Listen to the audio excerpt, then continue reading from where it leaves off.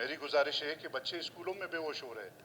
हमारे अभी डिस्ट्रिक्ट नौशकी में ऐसे कई केस हुए कि बच्चे स्कूलों में बेहोश हो गए। इन ऑफिसर्स को कहता हूं कि वापडा के जो भी साहिब हजरात हैं जो गर्मियों में ठंडे जो है हवा के नीचे नहीं निकलते और उसमें सर्दियों में गर्म जो है एसी के नीचे से नहीं निकलते, तो उनका कहना है कि हमें सुना जाए, हम मरने को तैयार है लेकिन यहाँ से उठने को तैयार नहीं है। पंजाब 18वीं तरमीम के लिए खुश है, KPK खुश है, सिंध खुश है, बलूचिस्तान में हमारे पास ये सूखी लकड़ियाँ हैं। अब हमारे 52 अरब रुपए बनते हैं जो आदाद शुमार जारी किए गए हैं। 60% सूबे ने देना है, 52 अरब रुपए जो कैस्को चीफ कैस्को ने आदाद शुमार जारी किए, और 40% जो वफाक के ज़िम्मे बनते हैं वो 22 अरब रुपए।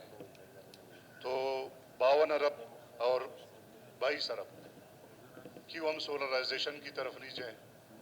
जमींदारों को आप यकीन करें स्पीकर साहब, टोटल 2 घंटे या 2 घंटे 20 मिनट कहूँगा, शायद 3 घंटे भी पूरे हमारे डिस्ट्रिक्ट नौशकी में मिलता। स्कूलों में आप स्पीकर साहब यकीन करें बच्चे बेहोश हो रहे हैं। जैसे अब्दुल मजीद साहब ने कहा कि 49 सेंटीग्रेड है नौशकी, चायगी, खारान, वाशुक जो हमारा रक्षान डिवीज़न है। आप यकीन करें स्पीकर साहब वहाँ पे इतनी गर्मी ज़्यादा है कि ऑफिसर साहिबान हमारे AC के नीचे बैठ के कोयटा में यही कहते हैं कि जी गर्मी ज़्यादा हो गई है। ज़रा मैं इन ऑफिसर्स को कहता हूँ कि वो जाफराबाद का विज़िट करें, उस गर्मी में देखें कि क्या हाल है। इन ऑफिसर्स को कहता हूँ कि वापडा के जो भी साहिब हजरात हैं जो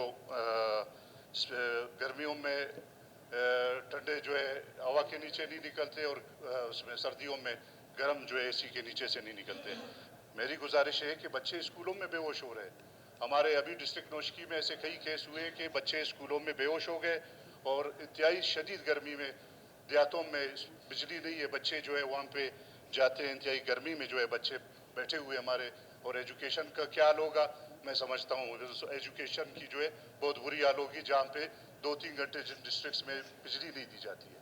तो मेरी गुजारिश ये कि इनको सुनने के लिए हम गए तो उनकी डिमांड्स यही थे कि पहले हमें 6 घंटे बिजली दी जाती थी, हमसे रिटर्न लिया गया। इससे पहले भी सेशन में मैंने इस पर बात किया कि 6 घंटे के बदले हमसे 12,000 रुपये रिटर्न करवाया चीफ कैस्को ऑफिस में, और बाकायदा तौर पर चीफ सेक्रेटरी उसमें ऑन बोर्ड थे जो हमारे मरकज़ का नुमाइंदा है, या गवर्नर बलूचिस्तान जो हमारे मरकज़ के नुमाइंदे हैं। तो मेरी गुजारिश ये कि अभी ब्लैकमेलिंग वापडा ने शुरू की है कि आप 8,000 दें, हम आपको 6 घंटे दें।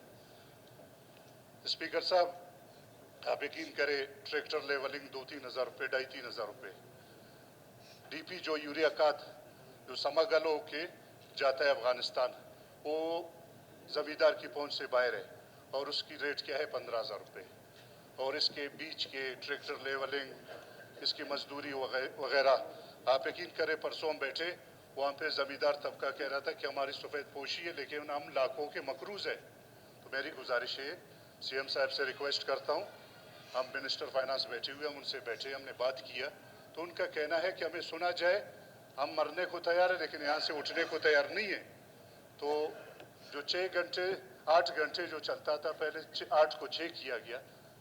हम ज़री मुल्क है, पाकिस्तान ज़री मुल्क है, लेकिन अफसोस के साथ हमारा गंदम बाहर से इम्पोर्ट हो के आता है। तो गुजारिश है कि हम ज़री मुल्क है, 80% तकरीबन हमारा बलूचिस्तान कोयटा से बाहर 80% लोग जो है जुड़े हुए हैं, इसी ज़रात से जुड़े हुए हैं। सोलराइजेशन जनाब स्पीकर साहब आपको पता है कि इंटरनेशनल मार्केट में उनके रेट्स इंतहाई गिर चुके हैं। अगर हम सही मानों में हम जाएँ 20 लाख का एक ज़मींदार को मेरे ख्याल में हम ट्रांसफ़र कर सकते हैं सोलर पे।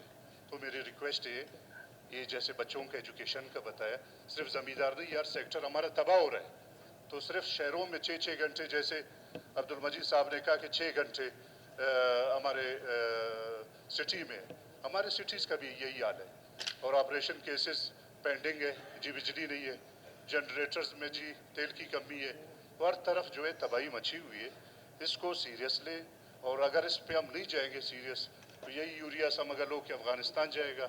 यही ज़मींदार तबका जो है बैठा हुआ है, 3,000 रुपये का जो है एक ट्रैक्टर आवर है, वो अफोर्ड कर नहीं सकता है। तो मेरी गुजारिश है कि ये हेडेक हम सब का है।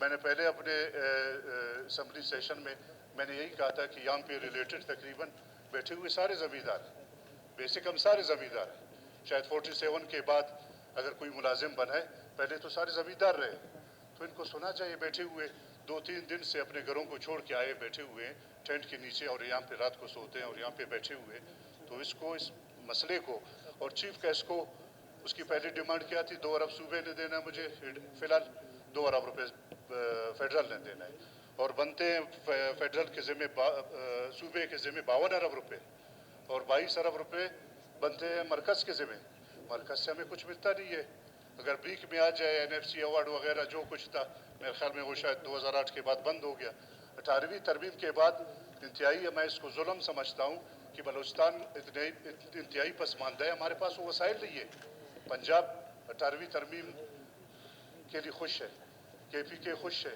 سندھ خوش ہے، بلوچستان میں ہمارے پاس یہ سوکھی لکڑی ہے، اگر بارڈر سے آئے بھی اس پہ کیا ٹیکس لگائے،